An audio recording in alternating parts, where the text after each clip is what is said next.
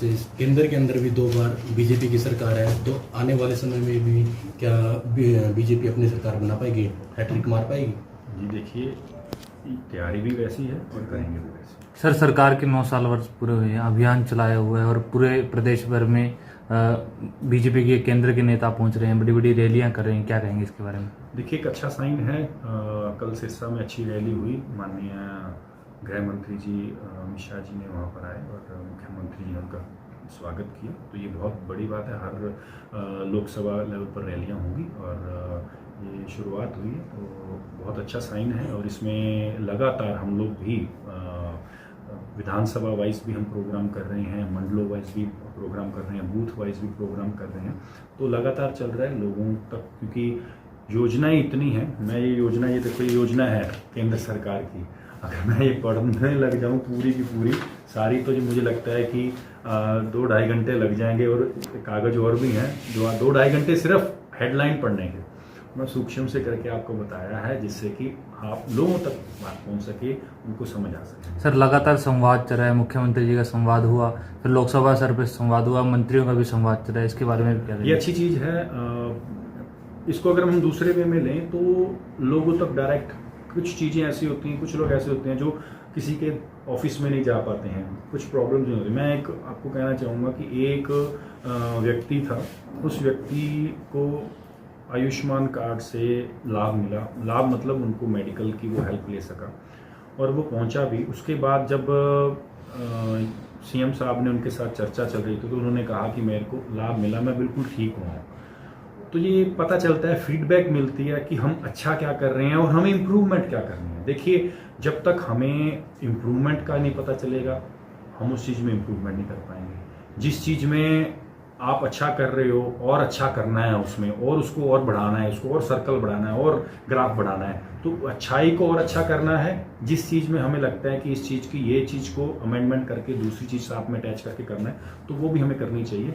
इसी चीज़ से वो लोगों का भला हो। सर, भाजपा कार्यकर्ता जो विकास कार्य हुए हैं उन पर जाकर प्रचार प्रसार कर रहे हैं, ये किस प्रकार से किया जा रहा है, क्या इसका मेथड? ये मंडल वाइज किया जा रहा है, बूथ वाइज किया जा रहा है, क्योंकि जितने भी प्रदेश के कार्य हुए हैं, जो हमारे स्टेट लेवल पर और देश के ऊपर जो कार्य हुए हैं, उसकी जो है डिटेल्स जो हैं वो बताई जा रही हैं। अभियान ऐसे चलते रहते हैं हमारे भारतीय जनता पार्टी के। कुछ अभियान ऐसे होते हैं जो एक स्लोगन की तरह चलते हैं, हर घर तिरंगा। अगर आपको याद होगा, हर घर तिरंगा आया था। तो उसके बाद एक मैंने माननीय राष्ट्रीय अध्यक्ष नड्डा जी को समक्ष मिलकर कॉमनवेल्थ गेम्स के बाद, अगर आपको याद होगा, आज़ादी का अमृत महोत्सव के दौरान उनको मैंने एक प्रस्ताव रखा था कि जिस देश ने पूरे दुनिया के ऊपर राज किया, हिंदुस्तान के ऊपर राज किया, और उस कंट्री का झंडा हमारे देश में लहराता था आज़ादी से पहले, और वहाँ पर हमारे खिलाड़ियों ने जाके राष्ट्रीय गान चलाया, वहाँ पर जाकर हमारे खिलाड़ियों ने झंडा लहराया आज़ादी के अमृतकाल पर। तो ये बदलता भारत है। तो आपको याद होगा, राष्ट्रीय अध्यक्ष जी ने कैथल के अंदर रैली के अंदर ये बात कही थी। तो ये चीज़ें हैं, बदलता भारत है। हमारे हिंदुस्तान के अंदर बहुत सी चीज़ें बदल रही हैं, बहुत सी आगे बढ़ रहे हैं। हम डिजिटल हो रहे हैं, हाईटेक हो रहे हैं, हमारा हर चीज़ जो है आगे बढ़ रहे हैं, क्योंकि हमारे हिंदुस्तान में अगर हम बढ़ेंगे, आगे बढ़ेंगे, आज हम अर्थव्यवस्था के हिसाब से 5वें नंबर पर चल रहे हैं। और मुझे लगता है कि दूसरी कंट्री में अभी हम खेलते थे, उस समय किसी को भी ये नहीं पता होता था कि हिंदुस्तान के प्रधानमंत्री कौन है। और आज दूसरी कंट्री के पॉलिटिकल लोग तो जानते ही हैं, लेकिन आम पब्लिक भी जानती है कि हिंदुस्तान के प्रधानमंत्री कौन है और उन्होंने क्या क्या बदलाव लाया और किस तरीके से हिंदुस्तान बदल रहा है। सर, एक कयास लगाए जाते हैं कि जो हरियाणा के चुनाव हैं वो भी केंद्र के चुनाव के साथ वो समय बताएगा। वो आई थिंक चुनाव आयोग के ऊपर होता है कि उन्होंने करना है, वो सरकार के ऊपर कम होता है। अगर होता है तो तैयारी पूरी है जी। देखिए, चुनाव होगा तो चुनाव लड़ेंगे भी, चुनाव में पूरा भारतीय जनता पार्टी जिस प्रकार 2019 में 2014 में लड़ी है, वैसे ये भारतीय जनता पार्टी के केंद्र में 9 साल पूरे होने पर सेवा, सुशासन और गरीब कल्याण के लिए जो हमारी डिटेल है, उसके लिए आज प्रेस जो है कॉन्फ्रेंस रखी गई है। और माननीय प्रधानमंत्री जी ने और उनके साथ सभी साथीगण हैं जिन्होंने मेहनत करके, दिन रात मेहनत करके योजनाएं बनाई, जिससे कि हर वर्ग तक जो है वो योजनाएं पहुँचे, आखिरी पंक्ति तक जो बैठा व्यक्ति है वहाँ तक भी वो योजनाएं पहुँचे। तो गरीब और गरीबों की, वंचितों को सम्मान मिले और कई अनेक योजनाएं जो हैं माननीय प्रधानमंत्री जी ने और उनके साथियों ने, भारतीय जनता पार्टी की सरकार ने ये बनाई है। इसमें प्रधानमंत्री किसान सम्मान निधि योजना, ये योजना है।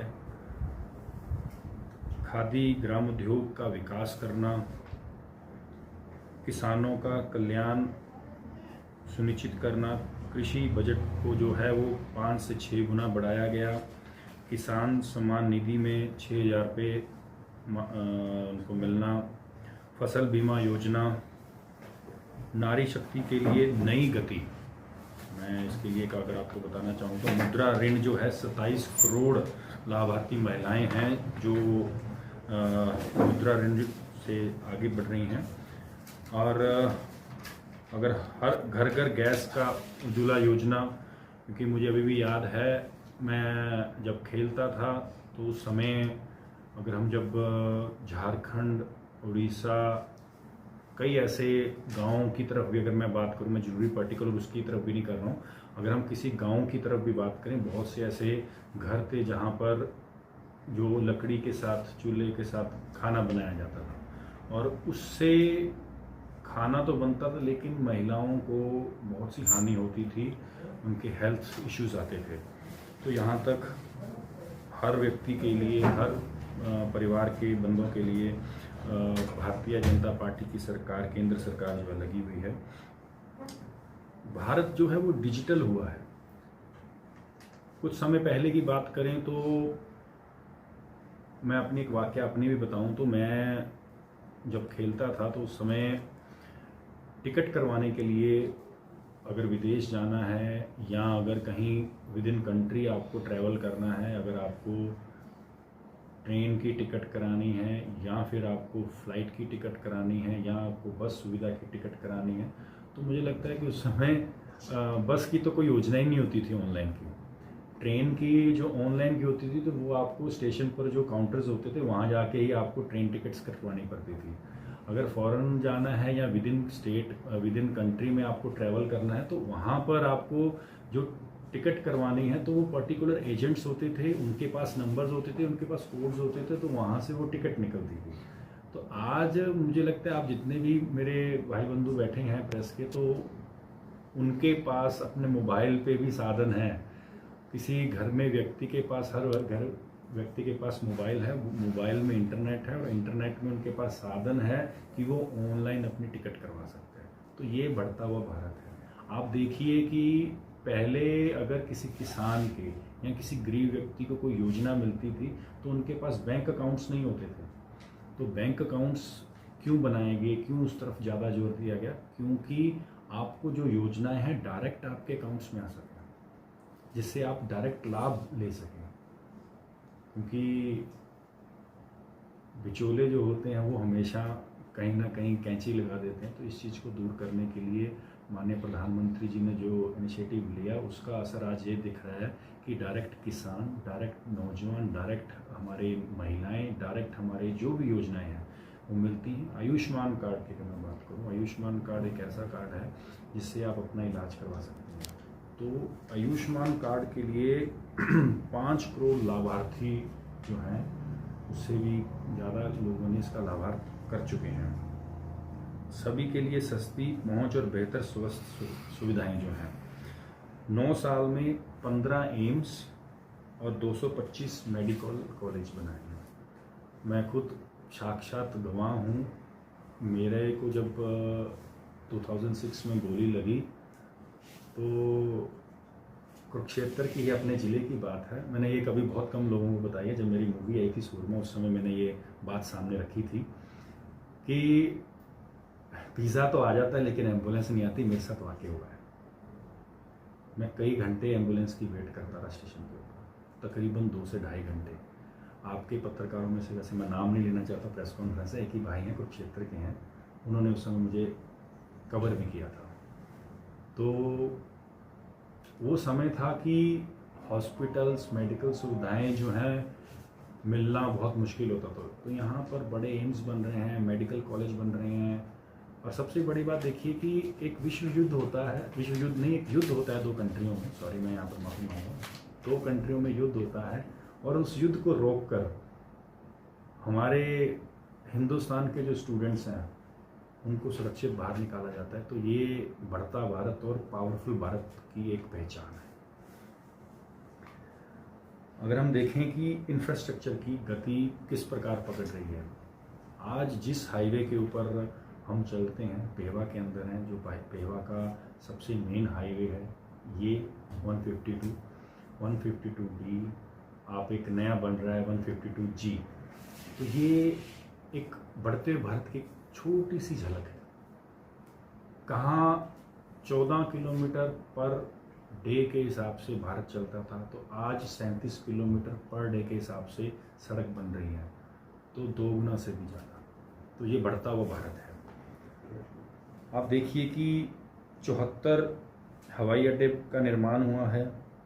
सड़क का जो बजट है वो 500% से भी ज़्यादा बढ़ा है, आप देख सकते हैं। और मैं सौभाग्यशाली हूँ, मैंने एक मंच साझा किया था और मंच भी उस जगह साझा किया जहाँ हमारे केंद्र के जो माननीय गडकरी जी हैं, जो जिसको हम ये कहेंगे कि वो एक किंग हैं सड़क बनाने के, तो उन्हीं के वहाँ पर एक स्पोर्ट्स का लोकसभा स्तर का उनका एक प्रोग्राम था। तो उन्होंने मुझे एज चीफ गेस्ट इनवाइट किया हुआ था।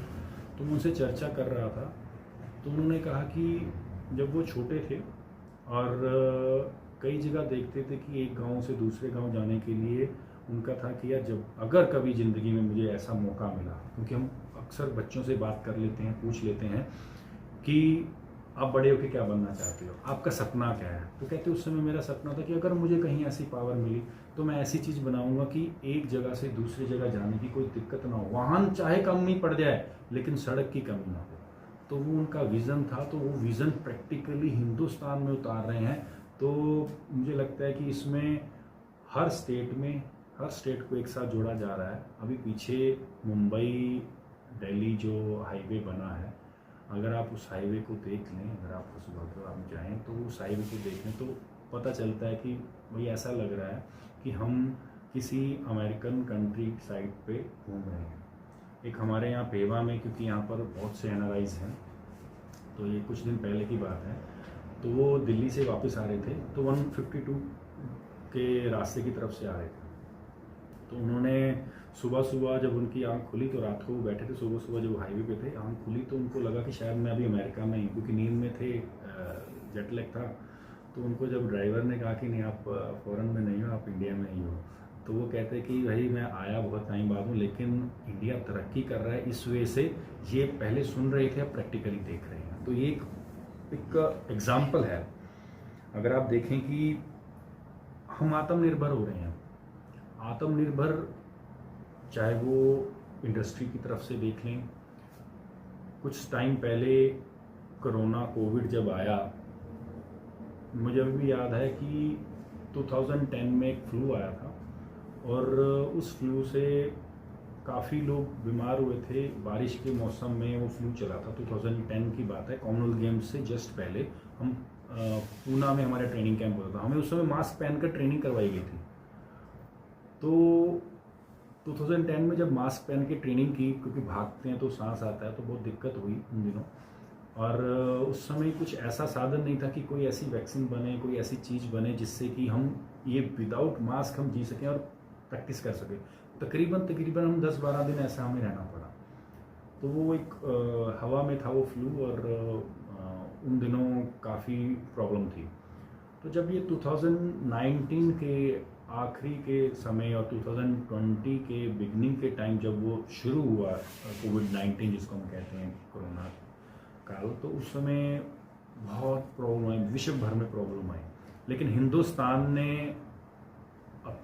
हिंदुस्तान के लोगों को सुरक्षित रखने के लिए माननीय प्रधानमंत्री जी ने, हमारे हेल्थ मिनिस्टर साहब ने और इवन जेपी नड्डा जी हमारे जो भारतीय जनता पार्टी के राष्ट्रीय अध्यक्ष जी हैं, वो पहले हेल्थ मिनिस्टर भी रहे हैं, तो उनका भी ये कहना था कि समय लगा और ऐसा समय आया कि वैक्सीन बनी, एक नहीं दो वैक्सीन बनी और हिंदुस्तान के लोगों के लिए और विदेश में भेजने के लिए भारत अब वैक्सीन के में नंबर 1 बना। अब आप देख लीजिए कि जिन कंट्रियों में बहुत बड़े बड़े हादसे हुए, बहुत नंबर्स, मतलब पॉपुलेशन के हिसाब से अगर हम परसेंटेज निकालें तो उनकी परसेंटेज कहीं अधिक थी उनका कोरोना के अंदर लोगों को मरते हुए देखते। तो हिंदुस्तान की जो परसेंटेज है वो कहीं ज़्यादा कम और एक सिक्योरनेस, क्योंकि आप अपने वैक्सीन लगाकर बच्चों से लेके बुजुर्गों तक के लिए वो वैक्सीन बनना और आप फ्रीली बिना मास्क के घूमना और इतनी पॉपुलेशन होने के बाद उसको करना, तो ये बहुत बड़ा वो है। आप पुराने समय में चले जाइए, जब पहले कोई ऐसा फ्लू आया तो उस दौरान कई सदियां लग जाती थी, कई दशक लग जाते, कई सैकड़ों समय में वो वैक्सीन बनकर बाहर आई। तो अब जो है वो कोविड के अंदर इस चीज़ को बाहर निकाला। अब आप देख लीजिए कि हिंदुस्तान में बहुत से योजनाएं बाहर आई हैं, चाहे वो प्रधानमंत्री आवास योजना हो, चाहे वो प्रधानमंत्री मुद्रा योजना हो, अटल पेंशन योजना हो,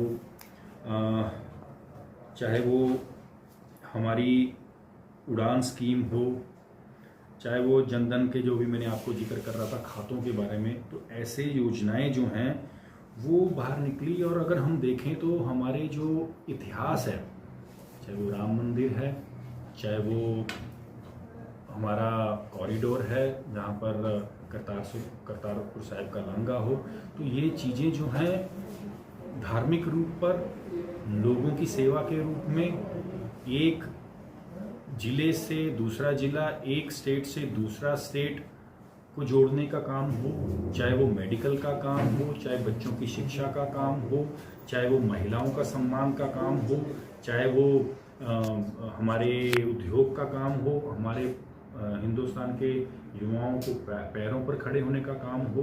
क्योंकि मुझे अभी भी याद है जितने चीज़ें जो हम फॉरेन में, मैं तकरीबन बहुत सी कंट्रीज़ में मैं एज अ प्लेयर खेलने के लिए गया हूँ, तो वहाँ पर जब हम देखते थे तो वहाँ बहुत सी चीज़ें ऐसी सामने आती थी कि यार काश हमारे हिंदुस्तान में हो। हम आज ये मोबाइल्स लेकर बैठे हुए हैं, ये मोबाइल्स हमारे हिंदुस्तान में नहीं बनते थे पहले। ये मोबाइल फोन्स मुझे अभी याद है, नोकिया के मोबाइल्स होते थे, चलो ब्रांड तो क्या नहीं लेना, मेड इन फिनलैंड। तो ये चीज़ें अब हमारे हिंदुस्तान में लोग प्लांट लगा रहे हैं।